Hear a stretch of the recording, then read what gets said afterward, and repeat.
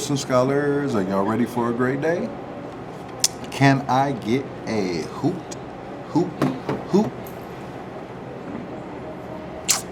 Outstanding, guys. All right, today we are going to continue our discussion on the Constitutional Convention. By the end of this, we should be able to speak and articulate the positions of the various sides in this meeting and in this discussion that they had in Philadelphia in 1787. Okay, they were trying to come up with the rules how we were going to form our new government. We'll start out with the issues that divided the nation's leaders. Okay. That would be the power of the federal government. Would the states or the federal government have the most power? That's a very important question because they came from a position where the king had pretty much absolute power. Even though they had a parliament, the king overruled everybody. And then they had representation in Congress. They wanted everybody to have someone that'll speak for them in Congress. That was very, very important. Okay? And how many members would each state get? All right? Small states wanted equal representation. And large states wanted it to be determined by the population of the state itself. Very important. Okay? And then another question about it is slavery. How would slaves be counted? That's a very, very interesting question. The first plan was the Virginia plan. That set the agenda for the entire Philadelphia Convention. Okay, the Virginia, it was the biggest state, of course, so they set the agenda for everybody. They called for a new national government and threw out the Articles of Confederation. We already know why they didn't work. And they weren't working, so we can't go with something that does not work.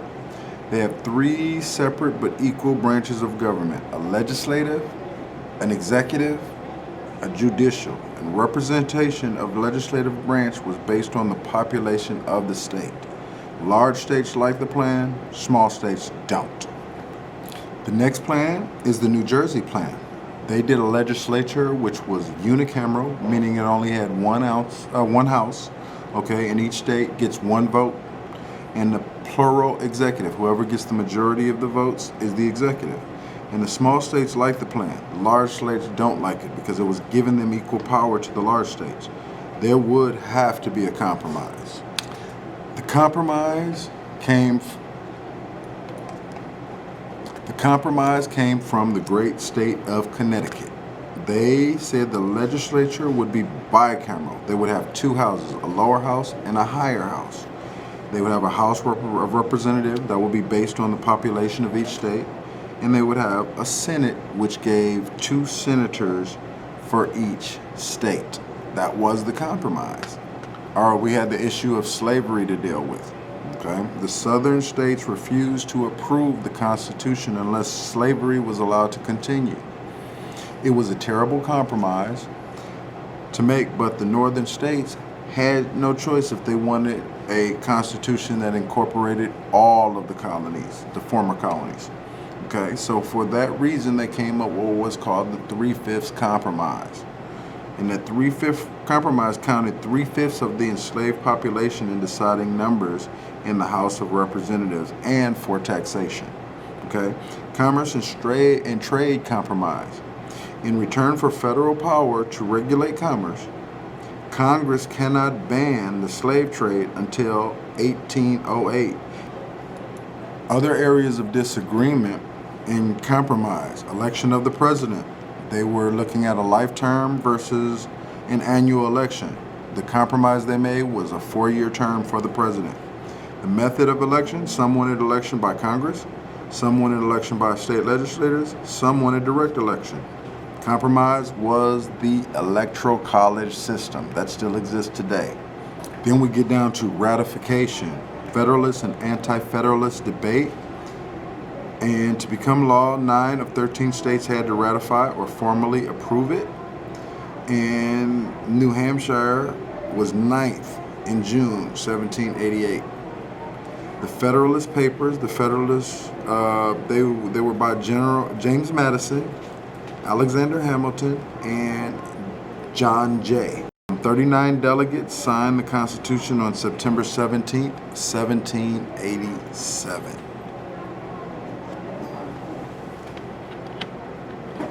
Then we had ratification politics. Okay, Federalists, their supporters were property owners, creditors, and merchants. Okay, and their views were elites were most fit to govern. If you had a certain amount, you were only making a certain amount of money, only you had a right to vote. And they feared excesses of democracy. They didn't want the people to get too much power because they saw what happened in France.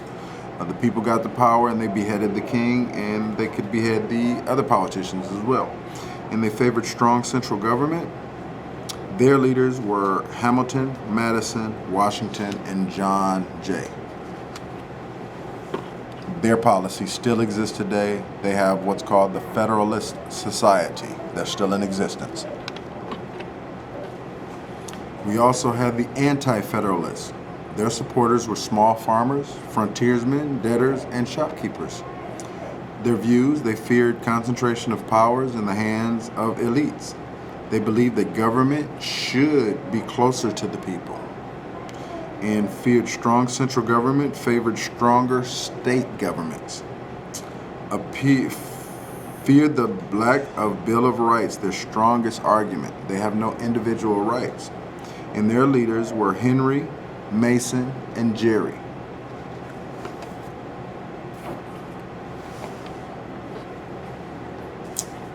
And then we had the Federalists, and they had advantages. They were better represented in state legislatures. They controlled the press. That's a very important thing, to be able to control the press. They get to control the message that's going out to the people. They began ratification procedures quickly before anti-federalists could get organized. They just beat them to the punch, okay?